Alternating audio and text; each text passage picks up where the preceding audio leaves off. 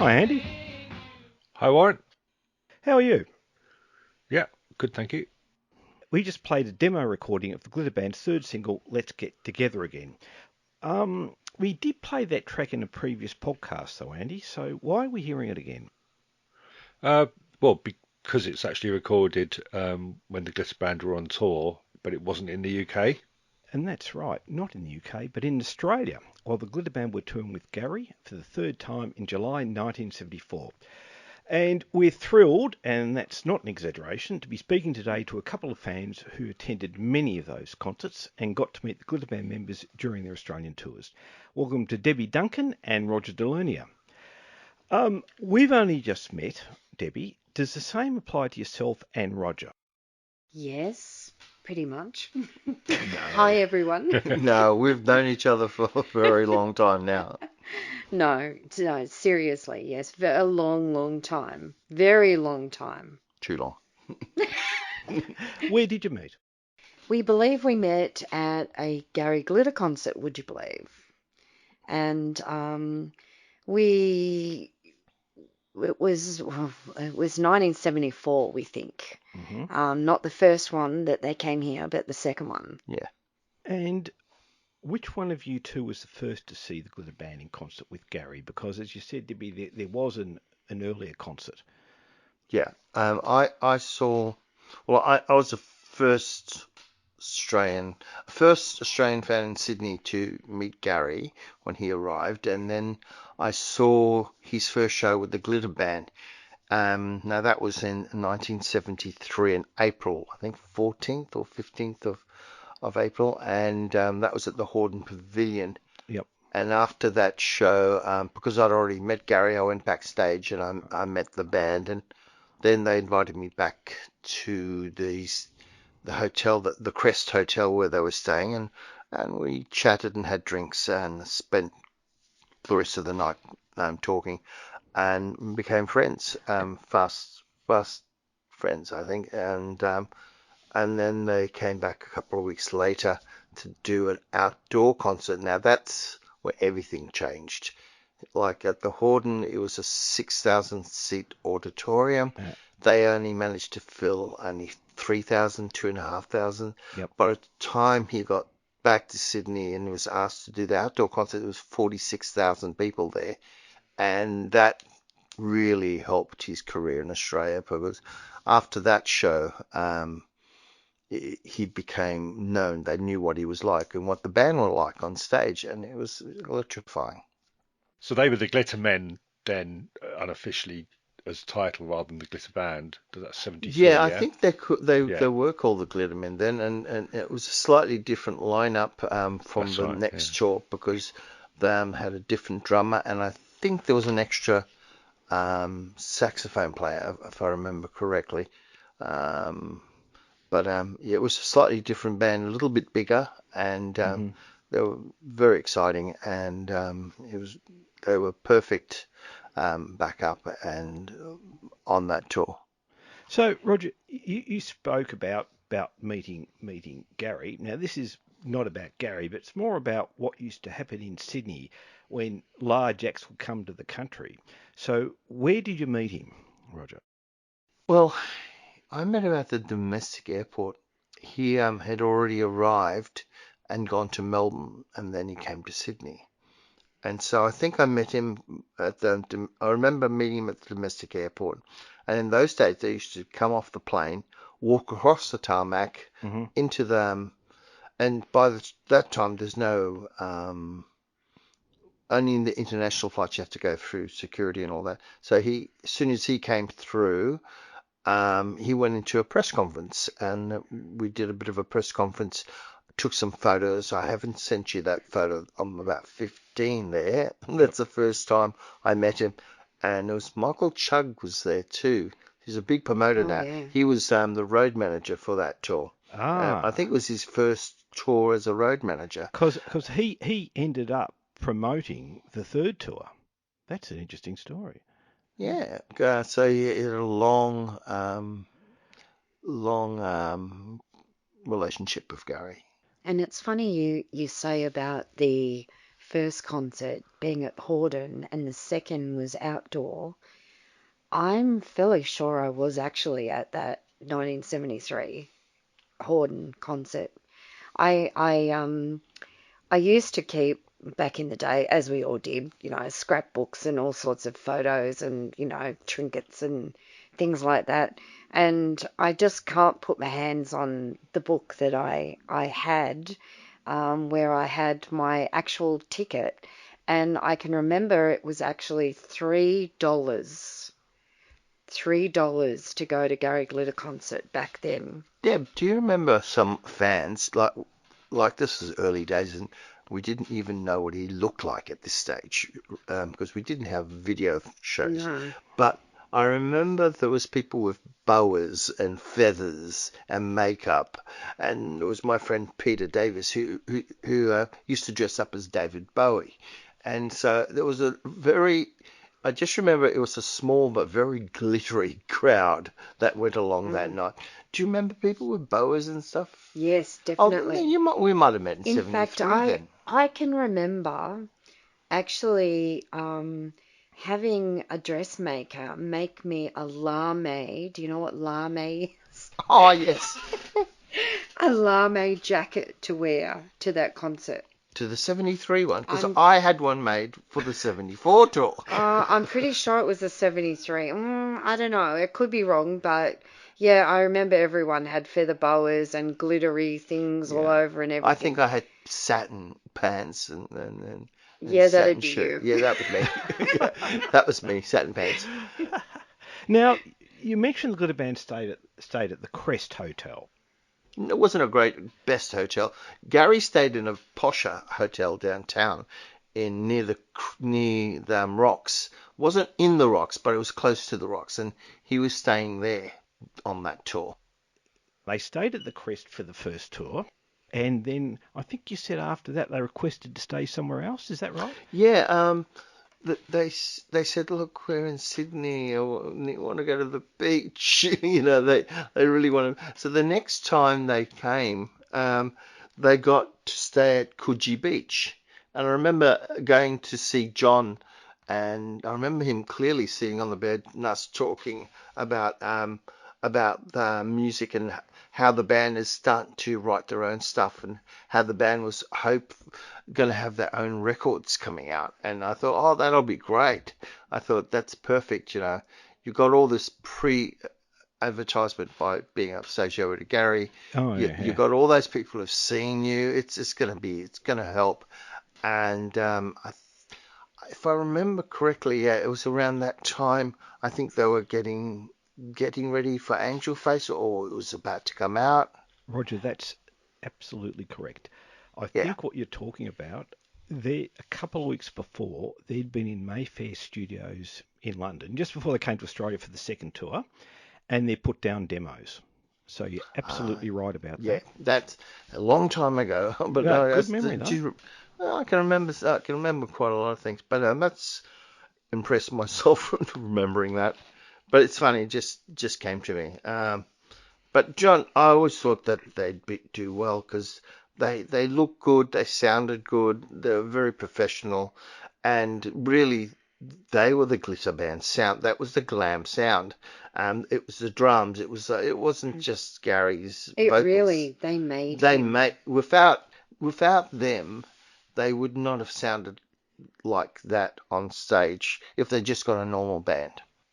Do you know if Mike Lander ever accompanied them on any of those tours? No, I never saw Mike Lander, and I mentioned and asked about him because I figured he'd be the guy to talk to because Mike Lander is the guy who came up with the idea of the sound. So that they had the sound before they had the band, really, in a way. Well, I think what happened was when the glitter thing broke through, Mike didn't really like speaking about the past, what he'd done in the 60s, which makes sense. To try and keep it fresh, Andy and I are going to do some podcasts on Mike. He did a lot of stuff in the 60s, but as I said, once the glitter thing broke, he sort of would play it down and move on to what he was doing at the time, which I guess commercially is understandable. Yeah, but I think you always wonder, where did he learn all these tricks? How you just don't come up with these tricks. It's like, that's why when I study someone, I'll try to get all the recordings and see how they progress and how they learnt these things.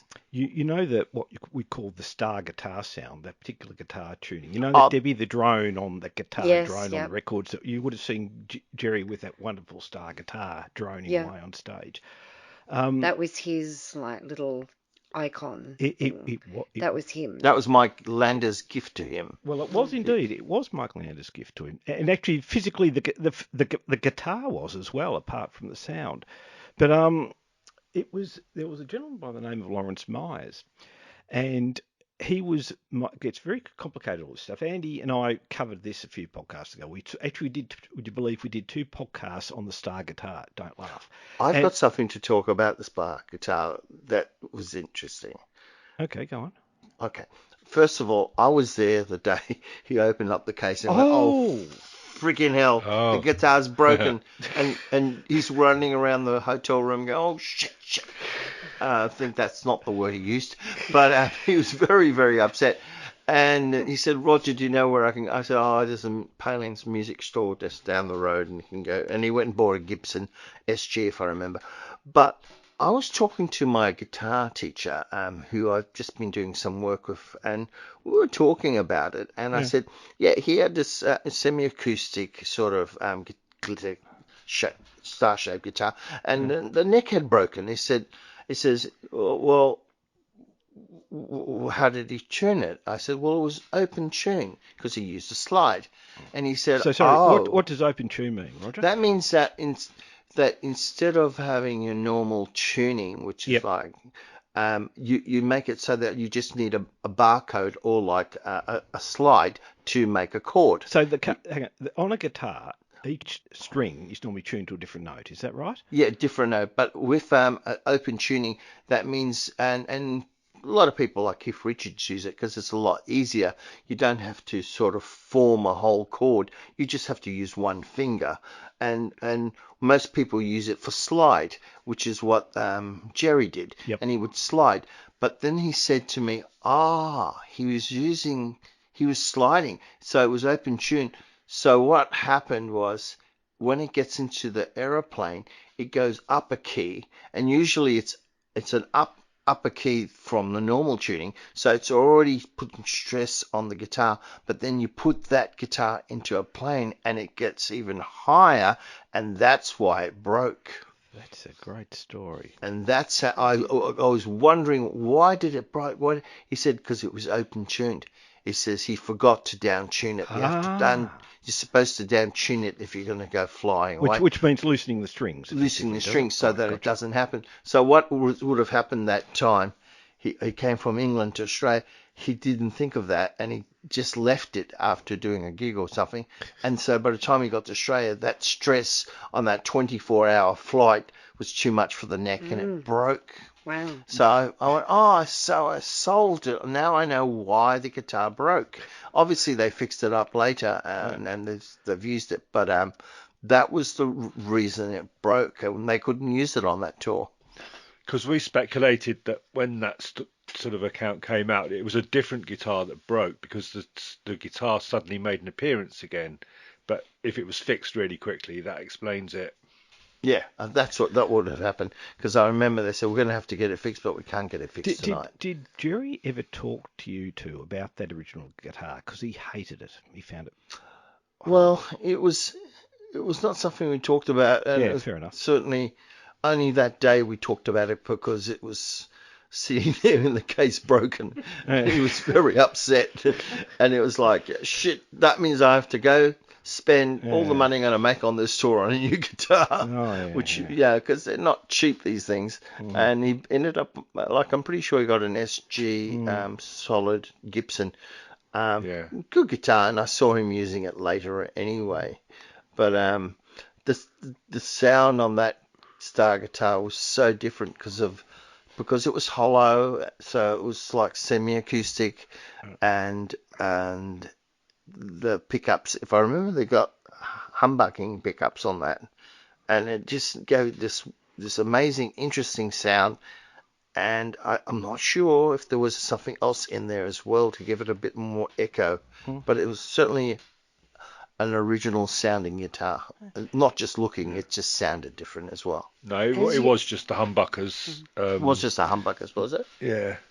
As you're talking about the slide, I'm in my ears, I'm just imagining and remembering the song, the main song, it was Gary's song, I think. Rock and roll. Yeah. Yeah. Very simple slide up and down. Yeah. Like it's an easy It was like song to play, but the it's so much fun. sound. Yeah. Yeah. But it made the sound because everything, even Angel Face uses a slide, and so that guitar was always open tuned, and then if you had to do something more complicated, you would use the Fender or the SG. Debbie, during the concerts when they were doing Rock and Roll Parts 1 and 2, I think Jerry earned his money because I can remember when I saw them. By the way, I saw them for the first time on the 74 tour, the third tour, where they were supporting Gary, but they also had their own set where they did Angel Face, and I think they did its B-side, because I hadn't bought the single, so I hadn't heard the B-side. I think they did. I reckon the version of Rock and Roll's Parts 1 and 2 went for about 10 minutes. Oh, it did. It was very long. Yeah. Oh yeah. And all audience participation, everyone going, hey. And it was, yeah. And the long hey, and not just the short hey, but there was a long one as well. And it went for so long. In fact, when in your intro you had the Let's Get Together Again, Roger and I are sitting here, you'll laugh. And so the first thing that came to mind was what all the audience used to do then, which was mimicking what the band were doing, of course, was doing, the arm up in the air, like the fist sort of up in the air and then out to the front and then up and out. And the pointing, we're both sitting here a lot of pointing. You felt like you're being picked on. It's a you. I'm thinking, and okay. We're sitting here trying not to laugh. It was joyful. Did you lot ever take sparklers to the shows? No, we weren't allowed though. I don't think you're allowed. That explains why. Because I heard years ago it was only a Melbourne thing, and I never knew why. So in Sydney it was banned. Yeah, you weren't allowed to do that, except for one concert. Was it in the open air concert they were allowed or not? Definitely not inside, not indoors. Well, sparklers were only around usually for Firecracker Night, which was around April. Yeah. But the rest of the year you couldn't buy them. Now you can buy. That's the only thing you can buy now, unless you live in Canberra and you can go and get fireworks from there. Or unless you come from where I come from and they let them off almost every night. Debbie, can you remember when you first met the Glitter Band, the members? Yes, I can. First met at one, I think it was their concert. So I think, well, it was a big thing back in those days that, because our Hordern Pavilion here where they used to play, the indoor venue, as Roger was saying, is very small. Intimate, you'd almost call it, compared to stadiums of today. Yeah, but it was still. But at the time, Debbie, that and Festival Hall in Melbourne were the two venues, weren't they? Oh, yeah, you'd absolutely. have the odd tour. In fact, I'm just going to digress a bit. Roger, did you see Slade, Roger? Yes, did you see Slade them, a couple of times? Yes, I did. Did you? I've never met them though. Were you at the outdoor concert at Randwick Racecourse, Debbie? Yeah, I was. There were I was two at that tours. concert. I was. Yes. That was in fact the very first rock concert I ever went to. I think that was the very first glam concert in this country. It was an amazing concert. And that was on the back of Slade Alive, wasn't it? Yeah, Slade Alive, which I might like to mention. I tell everyone this. Slade Alive was at number 1 for 7 weeks on the top 40 here in Australia. Almost every third household that liked rock and roll had a copy. It was that popular. It's massive in the UK too, wasn't it, Andy? Yeah, definitely. Yeah, well. So you got to the point where John was telling you they were going to do their own material, etc. Yes. So Yeah, you've at had a bit of Coogee. We'll digress back to Coogee. Going back to Coogee, yeah, he said that that Mike Landau was going to set them all up, and they're going to have their own album, and it's going to be they're going to do really well. I said that's just great, And I think I was at the rehearsal, and I think they were going through Angel Face, and then they had to go through Always Yours. Yeah. And I'm not sure it wasn't. That's a 74 tour. Yep. Yeah, 74. And I remember, I don't remember if it was this tour manager, but it was someone from England, but I don't think it was Mike Landau. And he looked at me, he says, Rog, he says, they're going to forget Remember Me This Way after this. And I thought, yeah, this is, why did you even release it? Why did you even release Remember Me This Way? This was such a great song, Always Yours. And the band particularly had to work out all the choreography. There was a lot of and it just seemed that the costumes were more elaborate. And I remember in the hotel room they were going, "Oh, we've got new costumes and everything." So I think they might have just used these new costumes here first before they used them in England. But they were sort of trying them on, and they hadn't tried them on before. And but would they have been the white and black ones or the various coloured ones? I just remember white. Yeah, I think it was yeah. white and black. I think you're right. White yeah. and black. Yeah. Flouncy ones. Flouncy. Well, they were all pretty flouncy, weren't they? There were also sleeveless ones they wore on that tour as well. Yeah. I suspect that probably came from having the last time they'd been in the country was October, November, and I reckon it was probably so hot in those halls that they decided to bring over sleeveless costumes. I think that was good. Actually, that just reminded me of conversation I had with the band in April '73, and we're talking about glitter. And he said, "Well, at first we thought we'd wear glitter on our faces and on the thing, but we found out when we sweated it would go into our eyes, and we couldn't fucking see a thing." I think Jerry hated the stuff. Yeah. And he really, and I think it was Jerry telling me, and he said he was really annoyed, and he says, "I couldn't stand that stuff," and so he said, I refuse to wear glitter on my face anymore." And so so I think they compensated by spraying their hair and putting a little bit of glitter on their hair. Does that sound like Jerry, Andy? Yeah, just a bit. Yeah. Yeah. I think he was the male version of a diva, actually. Debbie, when was Debbie, you mentioned going to the first concerts, but when was the first time that you met the band? I think, was that 75, I think you said? And can you remember where that was? Yes, I do. This was like a mass meeting of the band. Like everyone was there. Oh, and, yeah. Before that, I will just add that we did sort of hang around at the back doors of the Hordern Pavilion and got a couple of autographs from a couple of them, like dashing out to the cars and that sort of thing. Back in the first couple of concerts that would have been when they were with Gary. Yeah. And but they eventually when they came back here for a promotional tour is when things sort of started going their way.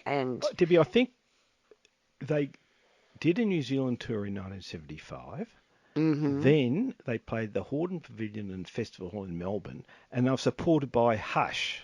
I think you might be talking about that one. Does that ring a bell with you? Yes, Debbie? Yes, that's right. Because I loved Hush. Yeah, because we were big Hush fans. Yeah. Debbie, Debbie Rogers put up photos of yours where you see, I think, John and Pete Phipps, and I think that was at the time of that tour.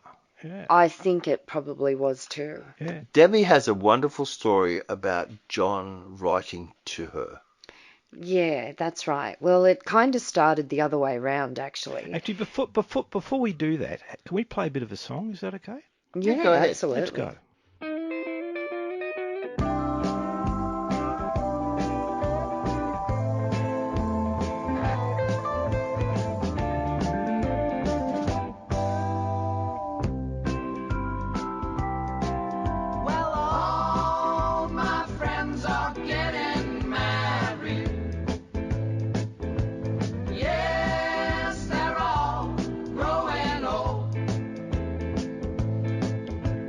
There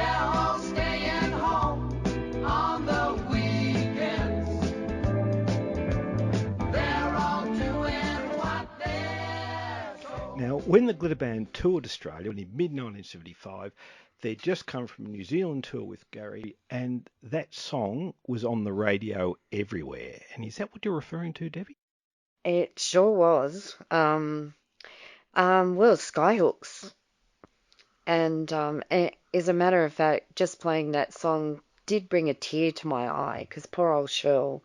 But Oh, anyway, yes. Helicopter crash. yeah, but yeah, what it was is that I somehow, through some promotional means, I ended up finding John's address and I wrote to him. Yeah. I think it was just a normal fan mail sort of thing. When are you coming back here? You know, all those sort of things. And got the shock of my life when I actually got a letter in the mail, a reply, and it was from John and Sorry, John Russell or Springate? Springate, and he actually, spoke about actually wanting or really loving that Skyhook song, All My Friends Are Getting Married. And he went on to say that he would really love a copy of that single because he was at the time intending on getting married. And so and he asked, like, would I be able to get him a copy? And I said, yeah, absolutely, I can do that. So I went down, of course, to the local record shop at the time and bought myself a single I already had it, of course, but so I bought him a brand new copy and packaged it up, sent it back over to him. And I got another reply back saying, oh, we're going to be in Australia, in Sydney, actually. I see that you come from Sydney. Thank you so much for sending this to me. So appreciative. And in view of our appreciation, or my appreciation, we'd love to meet you when we're in Sydney next. And he said, do bring a friend. So I did. And the two, myself and my friend, we had organised with him to meet at their hotel, and we actually had a drink downstairs in the bar of the then Siebel Townhouse, which then became the hotel in Potts Point. It actually was. People think it's King's Cross, but Potts Point it was actually called. And so we actually, my friend and myself, we rocked up at the hotel and met them downstairs in the bar and the whole band, and had a great chinwag and a chat and a drink, and had, all sorts of things. And a few of them, I remember it was summer and was very hot, and a lot of the band members said, oh, we're going up for a swim, do you want to come? And so, we were not obviously dressed to go for a swim. So we said, oh, okay then. And so they were all, having a nice sunbake up there and a nice downtime, which is really good for, anyone who's, doing tours around the world and all that sort of thing, to have a bit of downtime.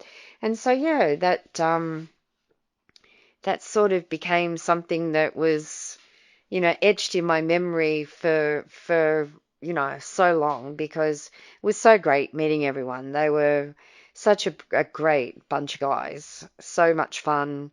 I had a few laughs, had a few extra laughs on us at the time, but that's another story. So basically, you did a very nice thing for John Springate, and he did a lovely thing for you in return. That's what it is, isn't it? Yeah, absolutely. Wonderful story. Yeah. Yeah. So had you met Roger by then? Just to Oh, yes. clarify. Yeah. Yeah. You said earlier, yeah. Yeah, because I think we established that was about 1975 that they came back, was it? That was 74 when they came. 74 for But the promotional. We met in 73 now, not 74. We've known it for a while. They did that where they played with Hush. That was mid-1975. And that was on the end of a New Zealand tour with Gary. Yeah. So, and I think, by the way, I think Jan's actually promoted that tour. I think what happened was they were doing that show in New Zealand. They were doing that tour in New Zealand. And what happened was Jans and Eric Robinson, who was running Jans at the time, who was always wanting to become a promoter, I don't think he ever did, he was pretty smart. He said, well, how about you drop into Australia and do a couple of shows before you go back to the UK? So those shows were really a bit of a bonus. And the other story about those shows is, you know the song The Tears I Cried? Yeah. Yeah. You know how that was a big hit? Yes. Yeah. That only got played, and you probably both know that Angel Face was a huge hit. Angel Face was a bigger hit in Sydney than we think anywhere else in the world. It either got to number 3 or number 2. I'm not surprised. It was a huge. massive hit But- here. And that's all down to People's- you two. Yep. Yeah, it was all, yeah. We just kept going back and buying copies after copies. How many have you got, Deb? I don't know. Now, But Roger, did you supply? There's a recording of a GG gig from July 74 in Australia that wasn't recorded by you, but someone who you know. No. Yes. Did you supply that? You did you? did I supply? No. Well, I've got it somewhere, and I know the guy. The guy who did it is a very famous bootlegger. Because one of his bootlegs was Blondes Have More Fun, Lou Reed live in Sydney. He was a big Glitter fan as well, and he was there too in '73. And that's when I met him. I remember, I'll never forget this. He had a pink boa and oversized sunglasses like Elton John would wear, something 4 times bigger than what he should be. And he went to that concert in '73, but he didn't record it because he didn't know much about it. None of us really knew too much. But when he came back in '74, he recorded it, and I heard the recording. That's the recording we're talking about, isn't it? Yeah. Let's have a listen to part of it.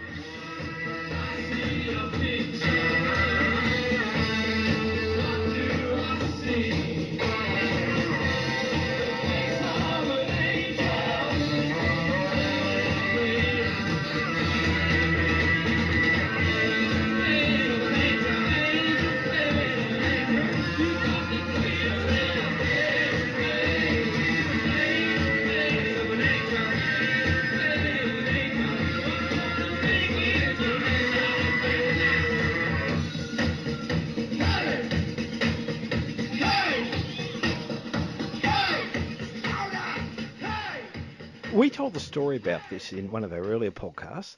At the time when you two went to that show, 2SM, which was the radio station in Sydney, wasn't it? Oh, yeah. Oh yeah, big pop. It hadn't picked up Angel Face.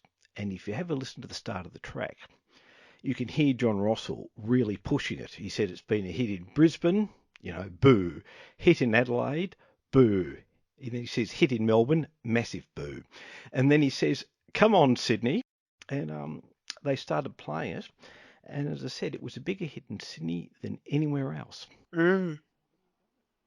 Well, there you go. Sydney has good taste, of course. Oh, of course. And it is it is Sydney. Sydney is it always has been, I think, the major capital city, rock and roll city in Australia. And funnily, you should mention 2SM. Myself and my friends, we used to quite often visit and frequent the studios of 2SM because, you could quite easily go in there and ask if you can go and sit and, watch people that are being interviewed. So I can remember going to quite a few times and whoever was on the host for that session, interviewing lots of the bands. Like, used to catch up with and get autographs of, oh, goodness knows. I remember there was one, I'm sure, once that we saw David Essex being interviewed in there, and we got his autograph on the way out, and like so many. So they were really, at the forefront of promoting, I think, rock in those days, and especially glam rock. And they were the only station that published the top 40 each week. Do you two remember? I wonder if now the last tour John Rossell did with Glitter Band was in mid '74. That was the time of Angel Face. He did a radio special for the Hey album where he talked through each track. Now, do you two remember hearing that on 2SM? Because I've got a recording of part of that off 3XY. No, I don't. I remember buying the album. Yeah, I got the Hey album as soon as it came out because I like Angel Face, so I bought it straight away. So I didn't bother buying the single. Debbie, did you buy singles or albums, or did you buy both? I bought both for all Gary Glitter and the Glitter Band, mostly, and a lot of other artists as sure, well. But sure. I'd always die to get the single first Right, as soon as yeah. I heard it. Yep. And then when the album came out, I'd always get that as well. Uh-huh. So we've moved a couple of times, and I'd have to go digging around for all my albums and everything now. But I definitely had Hey and a couple of other ones as well. You probably had Rock and Roll Dudes, the second one. That was one with the Tears I Cried. Yes, I yeah, guess. I've got that too. I was showing Debbie tonight the albums that I have, and there was one she went, I don't know this one. I went, oh yeah, and I realised this is one that came out in America. So I'm thinking, I was going to ask you, now they obviously tried to make it in America. Is that Makes You Blind? Is that the album, Roger? I think that's the one. That's it. Yes. Yeah. Was that the only album that came out in America? Yeah, I think it was. That was their third album listed to the band with the tracks moved around a little bit. Because I couldn't work out what it was, but I had to have it because it was a Glitter Band album. The track Makes You Blind was a hit in America, and that's an instrumental, nothing like the rest of the album. So I think if an American bought that album, you'd be in shock because it's quite a... Well, how would you describe Makes You Blind, Matty? Well, sort of funky, soul-y. Yeah, I think if people had bought the album, they would know what the hell they were getting. They'd go into shock with the rest of it. I always wondered why the Glitter Band started to try to sound like a disco band. Well, Debbie actually met them when they were trying to become a disco band, because that was after they did a New Zealand tour. Yeah. Then you met them, Debbie. That's when Springy did the thank you thing. Yes, yep. Sending him the single. And they were in Sydney for only about 4 days, I think, promoting the Paris Match album, which was the disco album. Yes, I was only listening to that a couple of months ago again after so many years. And I said, I didn't remember how it sounded. I wanted to go, I wonder what this, I remember. I had vague recollection. And then I listened to it and I went, oh my God, they're sounding so disco on this. I think there might have been a pretty strong Mike Leander influence on that one. Possibly. What do you think, Andy? Yeah, I think they had to think it through where they were going to go, because they knew things were changing. Would have been hard to go punk, wouldn't it, I suppose? Yeah, punk was only a whisper at that time amongst most people. Yeah, I think other people have been doing the same thing. Mud and everybody, so they're all going to go that way, really. Yeah, with all the different genres that have come around, like everybody's had their little piece of it, haven't they? Actually, the other day I bought a Roberta Flack album, and I thought, and I had her first 3 albums, and I met her, and she was wonderful, and all of a sudden I went, oh my God, this is a disco album. I said, Roberta Flack doing disco? Everyone did it. Disco became so big. Paul McCartney did it. Rod Stewart. Oh, Good Night Tonight. Yes, even McCartney did it. Yeah, well, it was people going to discos and dancing to music has been around for a long time, from the 60s. In the 60s in England, that was mainly Tally Motown. A lot of that stuff was very popular. So I can understand why a British band might like that sort of sound, soul sort of sound. But yeah, it was just interesting. They had the right instruments to do it. Funny you said that, Roger. That's my theory with that album. I mean, Pete Phipps, who it appears played on most of the tracks, was a damn good drummer. You've got Harvey sax, and of course John could do the lead vocals and most of the backing vocals as well. So they could actually do that sort of material. They could Yeah. do it. And not every act at the time could do that. That's But right. they and could do it. they could do it because they Jerry's had. guitar. Yeah, that was. Well, Andy, to be really honest, I think the thing with that album is I think the songs that Jerry wrote on that album, I don't think they're his best songs. I think he was writing for that style. And as we've heard, there's a lot of unreleased Glitter Band songs. Wait for this, you two. There's about 60 unreleased Glitter Band songs. Wow, it's a lot. And all the other second generation acts. Now, they weren't that big in Australia, but you know Mud, Tiger Feet, Yeah. which I was know them. their only Australian hit. Rubettes, Sugar Baby Love, their only Australian hit, and other acts like that. Now, Andy, all those acts had quite a few hits in the UK, didn't they? Yep. But Yep. they all used outside writers for their singles, where the Glitter Band wrote their own stuff. Another interesting thing about all of those acts, they all appeared in the movie together. Oh, yes. Andy will Never Too Young Andy, to Rock. Andy Now, will did know you about it because we never got it in Australia. I Recently got a Melbourne. copy of it, Yes. and I went, Bad luck. oh my God, what a really thin. Rock and roll movies were generally thin on storyline.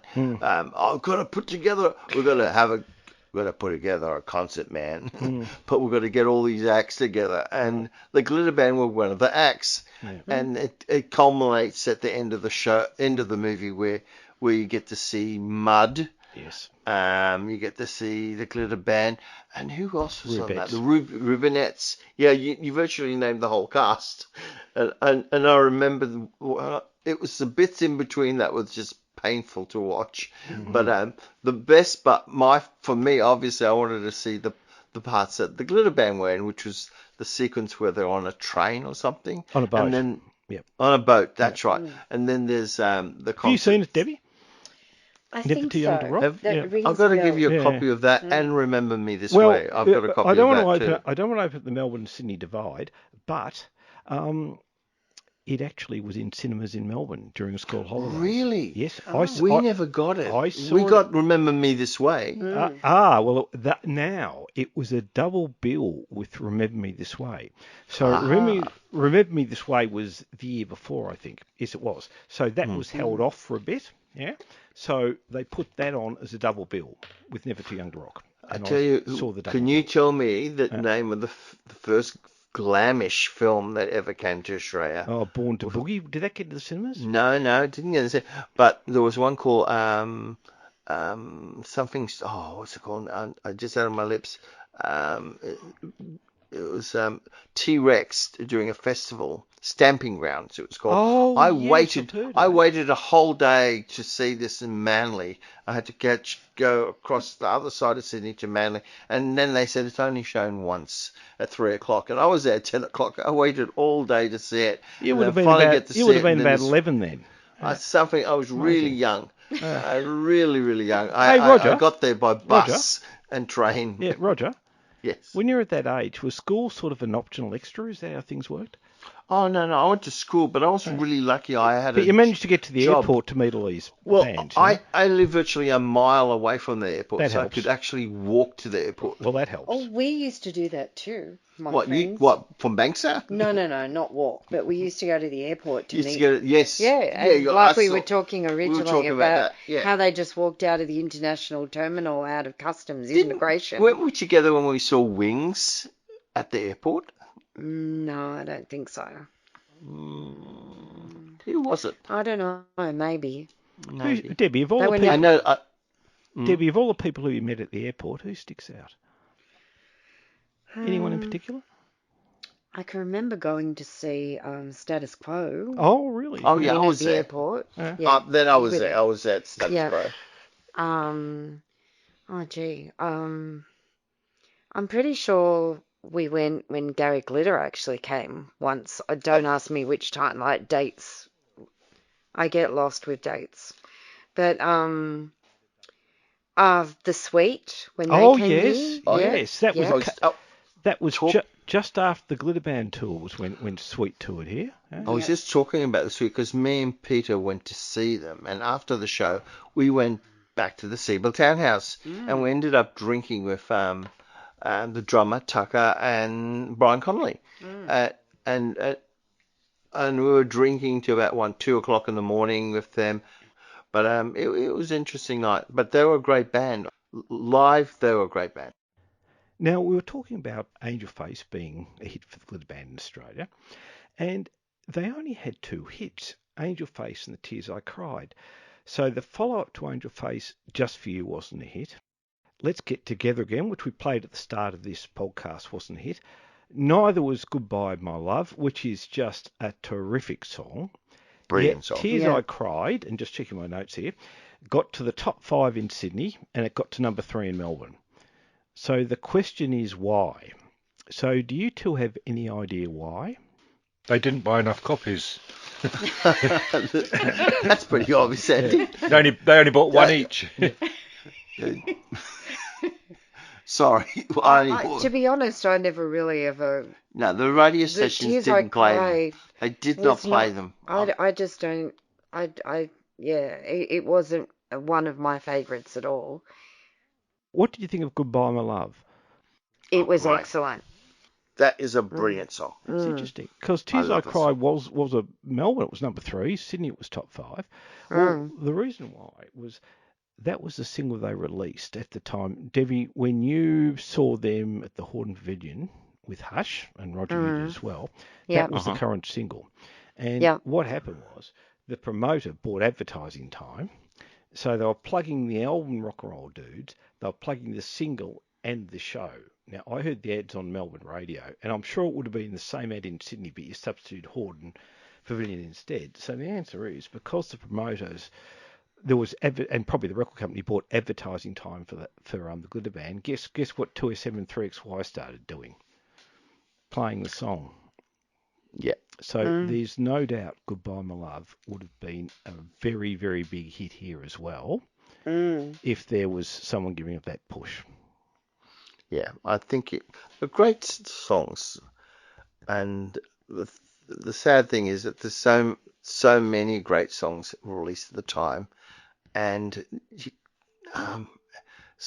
they get lost in the mix. I think they I don't think there's any intention. I think what happened was by the time the second wave, if you call it almost glam pop, came through, that radio started to resist it. As I said, Rubettes, one hit here.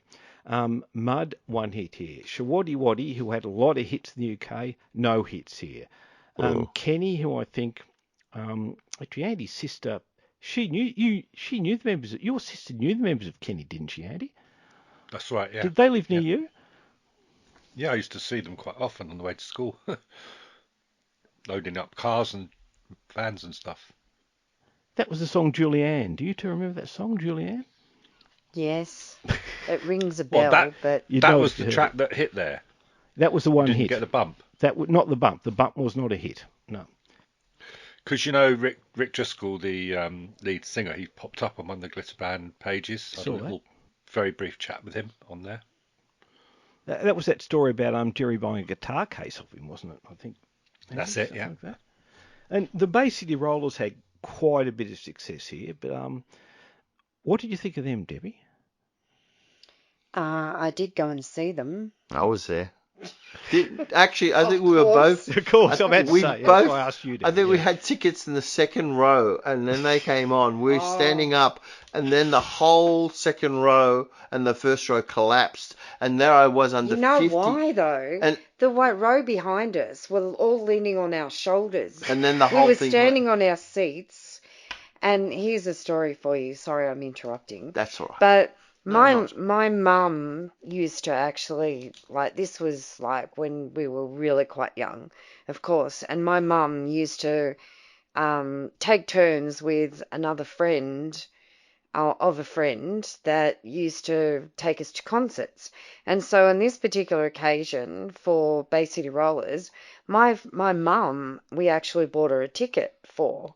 And so my mum, along with all us girls, there was about 4 of us, we all were standing on our seats because second row, by the time everybody crowded down in front of the stage, and then the first rows had to stand up because they couldn't see, we had to stand.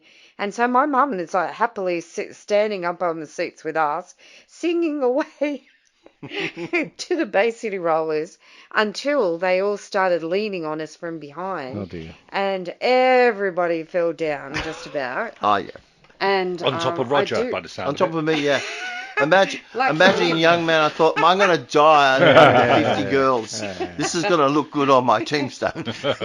And I always remember, there's another fond memory, that one of the girls, one of our friends from school, she used to wear a black felt hat. Do you remember June? No. And so she sort of landed, laying down on the seat, didn't fall on the floor, and the black felt hat fell over her face. And of course, when she opened her eyes, she thought, this is what she told us anyway, she thought that, oh my God, the lights are out, like, I'm dead. I've died at a Bay City Rollers. But she could have heard the music at the time and thought, I didn't realise the Bay City Rollers was played in heaven. Oh my God. I also have a clear remembrance of that show because I saw Eric Faulkner waving to people as the song's going on and he's missing all of his guitar cues. I got other stories because Woody couldn't perform that day and he was sent to hospital and he was supposedly sick, but apparently he partied a little bit too much. But Bay City was a lot of fun and the most hysteria I've ever seen in my entire life. I went there thinking, oh, this is going to be a bit like the Beatles, and it was, except these people screaming at the top of their voices an hour before the band got on stage. That's a hysteria for that show. I recently listened to an interview with Phil Wayman, and he produced Bye Bye Baby and a few other of their tracks, the second album, basically. Yeah. Oh, wow. And Yeah. now Phil Wayman had worked with Sweet, all right? And he basically said, look, they didn't play on their first few singles, but they were very good musicians, And he was asked about the Bay City Rollers, and it's worth having a listen to. I might send it to you too, and to Andy as well. He's just the way he describes working with them in the recording studio is very, very funny. And to get the chorus for Bye Bye Baby to work, he basically got one good piece where they got the harmonies okay, and then he looped that. He just used one piece. And he said it was very hard work with them Oh, yeah. in the studio. And that yeah. might match, Roger, what you just said about Eric Faulkner. Not playing and waving to the audience instead. They were terrible on stage. I bought their records because I liked their song. They were very well produced, great pop band in the studio, but on stage, I thought, oh my God, these guys can't play. Yeah, where the They Glitter Band really- the Glitter Band were pretty good, weren't they? The Glitter Band were brilliant. Yeah. They were very professional and very, very powerful on stage. Yeah, I'd agree with that. I saw all of these acts that I was going to say before. You sent me a list of all these glam. Slade were a great band live. The Glitter Band were great. T-Rex was a little bit over the top, and so much over the top that at the end of the show, which was only an hour long, people booed. Susie Quatro was, even though she was part of that glam sound with Mickey Mouse, she was great. She was a real trooper and a real professional. And Susie only toured a couple of times, didn't she?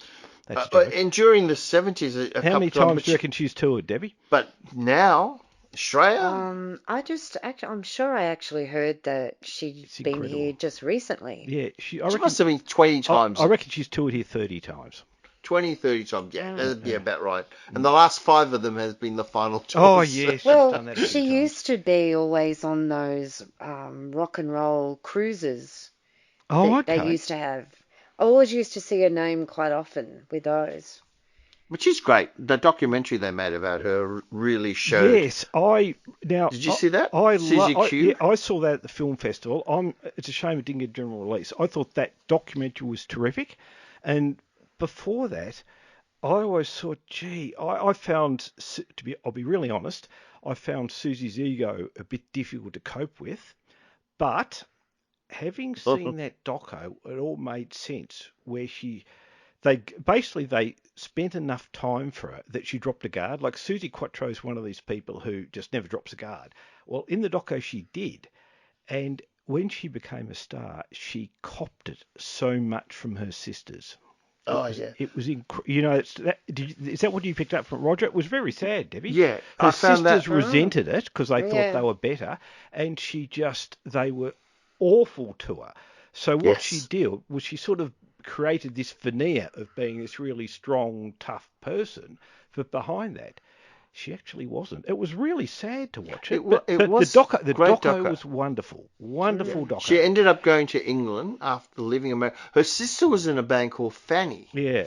Was she in Fanny? Or, no, she was in another band. She was in Pleasure Seekers. The She Pleasure was- Seekers. The Pleasure Seekers with Sisters. Actually, I saw a copy of it the other day. They said, "Do you know who this is, Roger?" And I went, and I thought, should I buy it?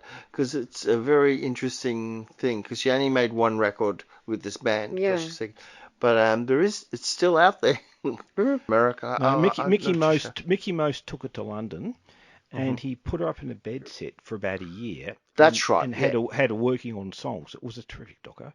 And, That's right. Yeah, I remember Then now. he Yeah. tried a couple. There was a song called Rolling Stone, which actually I don't mind. That was the first single, but it didn't work. So then he got in Mike Chapman, Chin and Chapman, and said, "Okay, do your best," and they did.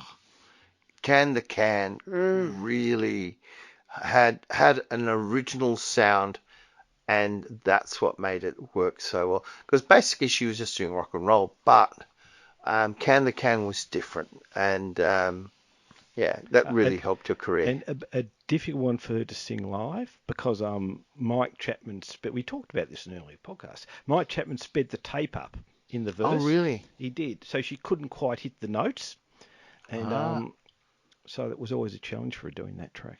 I remember her first when she arrived. I was at the airport, and they had all these people, bikies, there to promote the movie Stone. If you remember the movie Stone, Yeah, I know the movie and Stone. so they had all these bikies make a parade and follow her into town, and they made the horrible mistake of putting them in charge of security.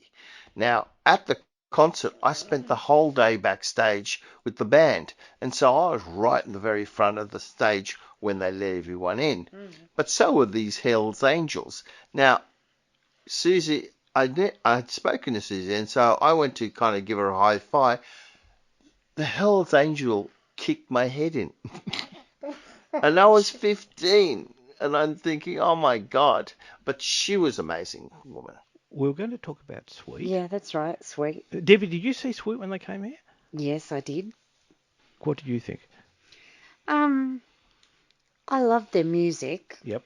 They were excellent on stage as well. Live. Great band Oh, good live. musicians, yep. Yeah. There was only one thing wrong with that concert. Do you remember? Brian had a Something. cold and he couldn't sing. Yeah. I thought you were going to say that because as you said it, I was thinking, something about Brian. Like he was off. Because they were something, or doing sick or- Ballroom Blitz. Are you ready? He was certainly not ready. But everyone else kicked in doubly hard. I was going to say they were fortunate they had four vocalists in that band, didn't they? Yeah, everyone else kicked in harder.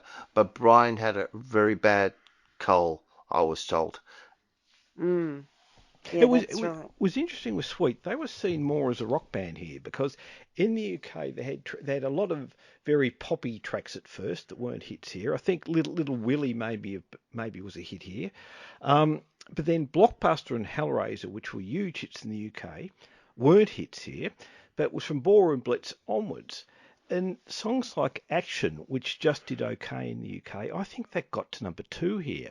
Another, which one of my favourites, The Lies in Your Eyes, which you guys remember that one. Yeah, and the Oxygen. That was top 5 here as well, where in the UK they dropped down a bit. So I think they were seen here as more of a rock band. And Roger, you just mentioned Love Is Like Oxygen, which was part of that album where they really were trying to break through in the States. They really were trying to break into the States, and they were really like, I've got most of their albums, and they were really.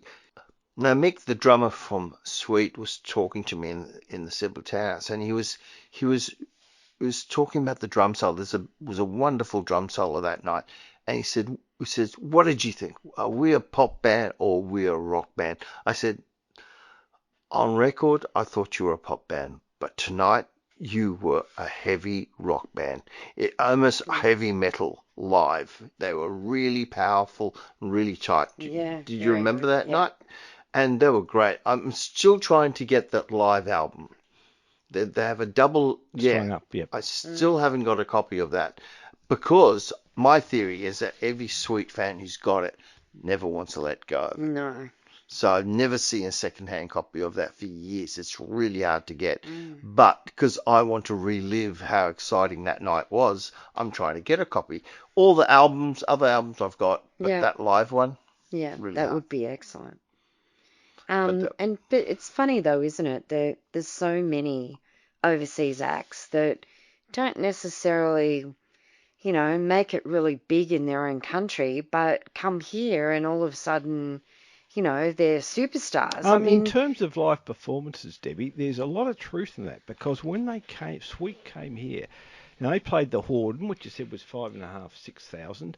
Festival Hall was about 6,000, and I think they've actually sold out a couple of shows in each town. Yet at that time in the UK, I think they played a big show at the Rainbow in London in 1973, but most of the shows they were playing were maximums to about 2,000. So you're right about that, Debbie. There were acts yeah, like that. Slade, of course, played a massive outdoor show at Randwick, and they played a huge show at the showgrounds. And the Glitter Band and Gary, on those tours, like the second and third tours, I know they played four shows.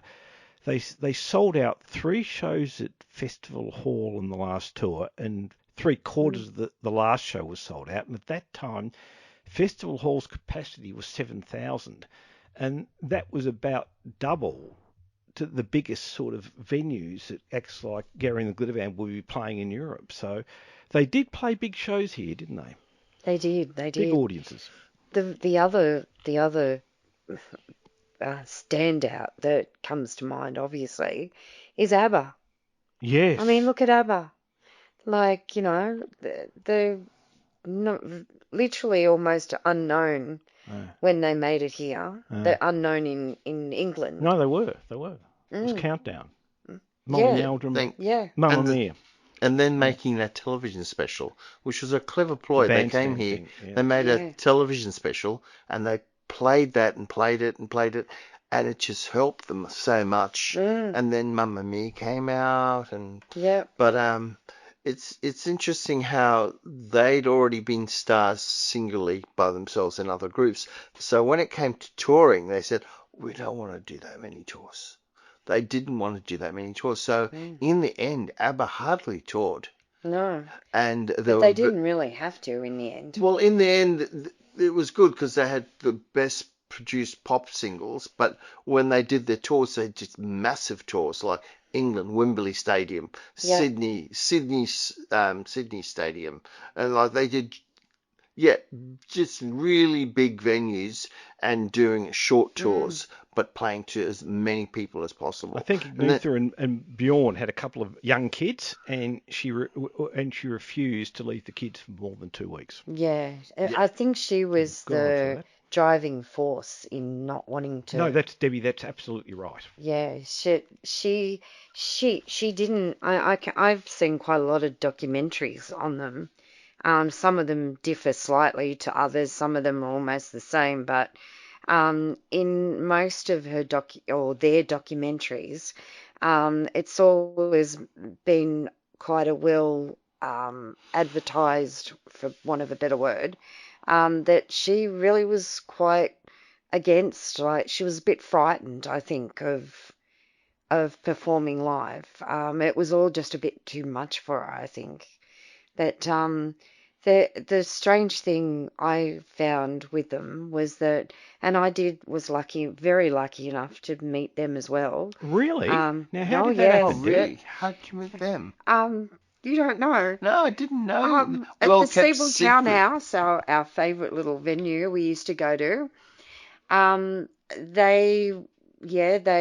we met them just outside and ended up like inside in the foyer, And we were quite stunned at the fact that the girls really couldn't speak English at all.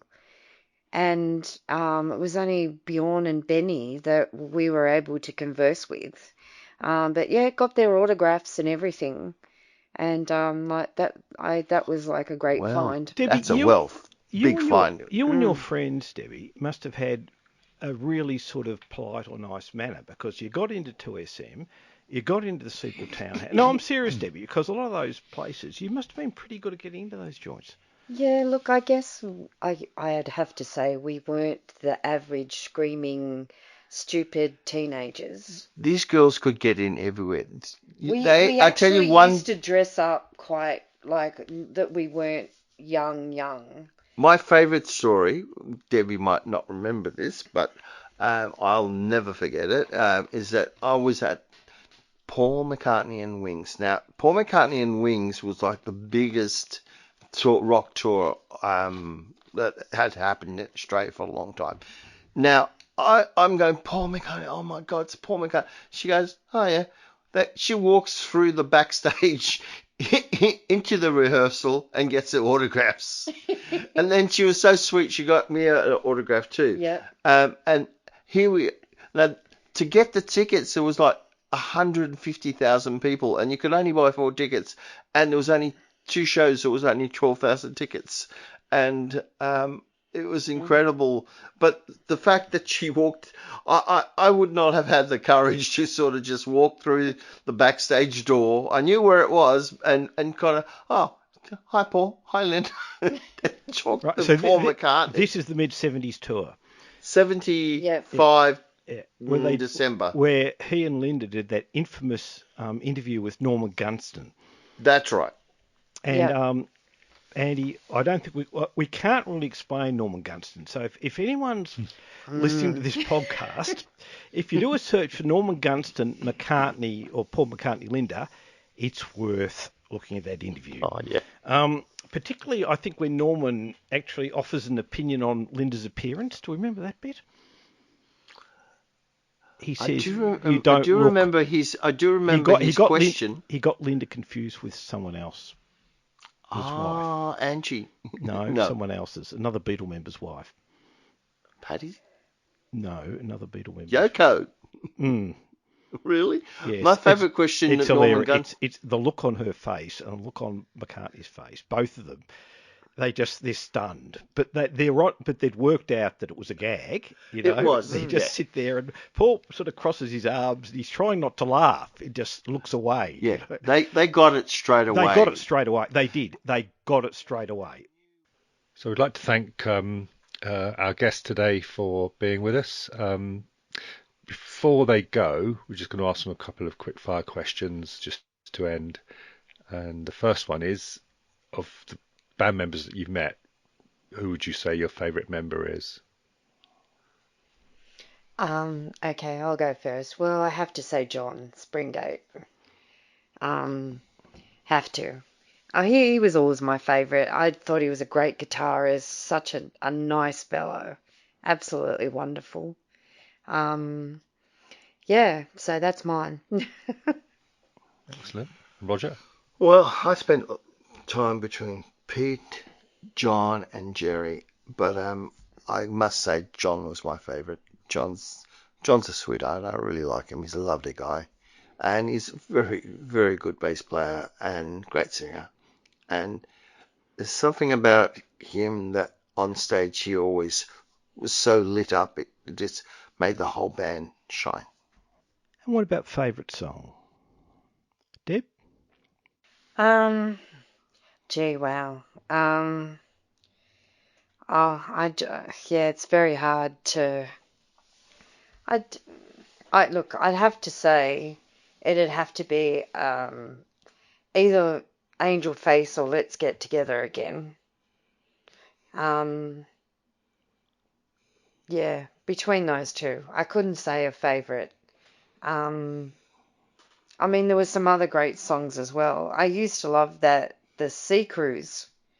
And funnily enough, guess what I do for a living these days? Go on.